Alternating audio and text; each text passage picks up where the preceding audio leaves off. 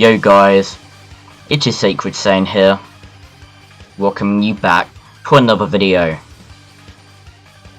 Before we get into this video, I'd like to thank you all so much for the support, and if you end up liking the video, please consider subscribing. It's free, and you can always change your mind. With all that being said, let's get into what if Goku was a red ribbon android, part 3. 2 days have passed since the last video ended. Goku and Piccolo both exit the time chamber. Piccolo shoots a clothing beam at Goku, getting rid of the red ribbon gi, and replaces it with Goku's normal gi.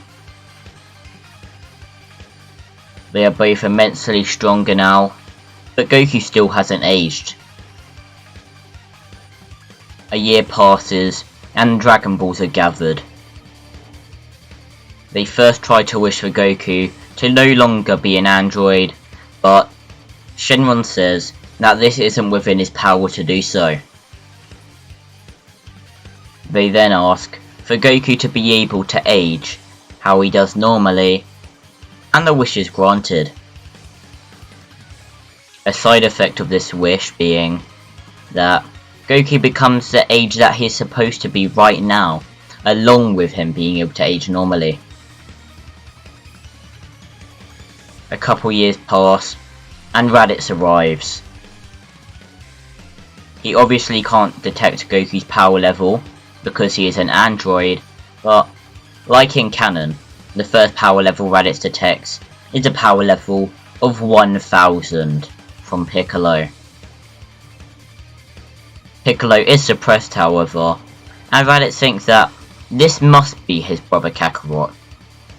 No Earthling could be that powerful. Raditz flies towards the power level, and he arrives at Kami House. Something to note, Gohan doesn't exist, as Goku was not only under Jiro's control when he originally married Chi-Chi in canon, but he was also in the body of a child, meaning Goku and Chi-Chi also never get together. Raditz arrives, realising that it is a Namekian with the power level of 1000, and it seems like Goku had a power level of 0. He tells Kakarot that he must join him and the other Saiyans to defeat Frieza. Raditz thinks that it must be Goku with the power level of 1000. His skeleton must be malfunctioning. Goku says he has no clue who Kakarot is, but Raditz needs to leave this planet now, or he will die. Raditz chuckles, and he says that even if he does have a power level of 1000, he is still weaker than himself.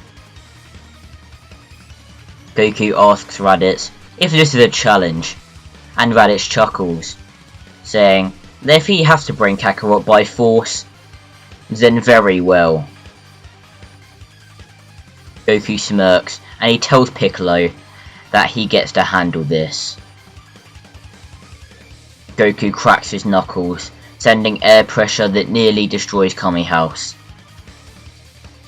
Raditz smiles, and he rushes at Goku, trying to land a punch on his face, but Goku dodges the punch and then kicks Raditz in the stomach. This blows the wind out of Raditz, and then Goku slams Raditz into the ground. Raditz gets up, severely injured, and he then tries to shoot a double Sunday at Goku. Goku then puts his arm out, and he absorbs the beam attack. Yes, not only has he got infinite energy engine, but he also has the ability to absorb energy like Jiro and Android 19 in canon. Raditz is on the floor, about to die.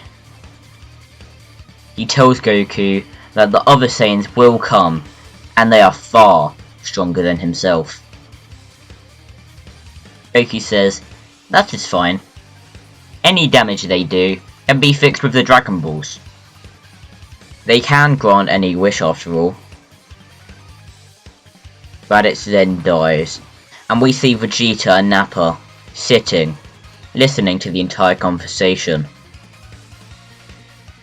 Nappa asks Vegeta what they're going to do, but Vegeta is lost in thought and not paying attention. Why could the scouters not detect Goku's power level? Could he possibly be the Super Saiyan? Vegeta finally snaps out of it, and he tells Nappa that they are heading to Earth.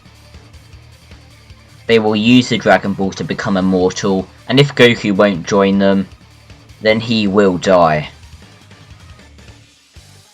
Nappa smirks and nods, and then they set course for Earth. In case you are wondering, let me tell you everyone's power levels. Vegeta and Nappa still have the same power levels in canon.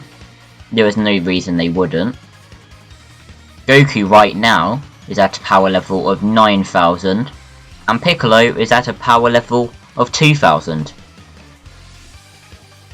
You may think that Goku should be far stronger than that, however, I disagree.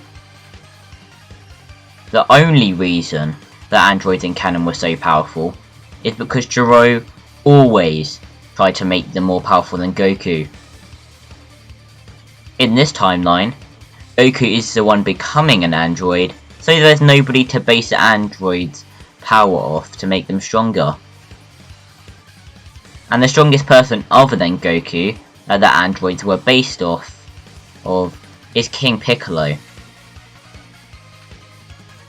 Goku does have a similar potential to Android 17 and 18, however, when under Gero's control, he wasn't allowed to train except for maybe a few rare occasions.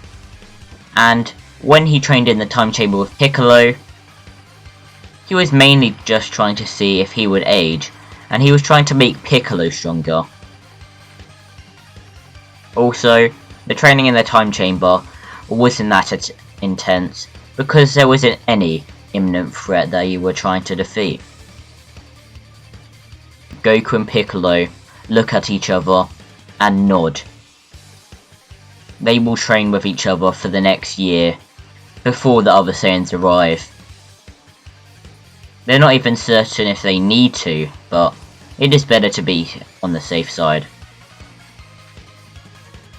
Goku tells Piccolo to use his clove beam to give them both weighted clothing.